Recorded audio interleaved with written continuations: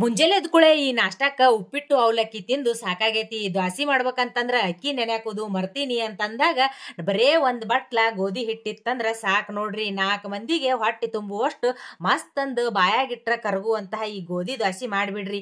ಏನಿಲ್ರಿ, ಮೊದ್ಲೇಕ್ ಒಂದ್ ಬಟ್ಲ ಗೋಧಿ ಹಿಟ್ಟು ತಗೊಂಡು ಅದನ್ನ ಚಂದಾಗ ಸಾನಸ್ಕೊಂಡು ಅದಕ್ಕೆ ಗಿರ್ದಾ ಬಟ್ಲ ರವಾ ಹಾಕ್ರಿ, ಗಿರ್ದಾ ಬಟ್ಲ ಮೊಸರು, ರುಚಿಗೆ ತಕ್ಕಟ್ಟು ಸ್ವಲ್ಪ ಉಪ್ಪು ಹಾಕಿ ಚಂದಾಗ ಹಿಂಗ ಕಲಸ್ಕೊಂಡು ಯಾವ ಬಟ್ಟಲ್ಲೇ ನೀವು ಗೋಧಿ ಹಿಟ್ಟು ತಗೊಂಡಿರ್ತೀರಿ ನೋಡ್ರಿ ಅದ ಬಟ್ಟಲ್ಲೇ 2 ಬಟ್ಟಲ್ದಷ್ಟು ನೀರ್ ಹಾಕ್ರಿ.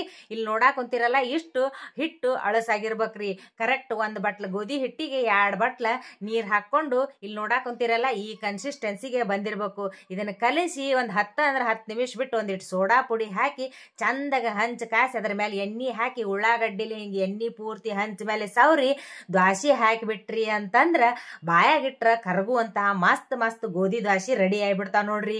ಎಲ್ಲಾರು ಮಾಡ್ರಿ, ಹೆಂಗಾಗಿತ್ತಂತ ಹೇಳಿ ತಿಳಿಸ್ರಿ. ಮುಂದಿನ ವಿಡಿಯೋದಾಗ ಮತ್ತ ಸಿಗ್ತೀನಂತ್ರಿ.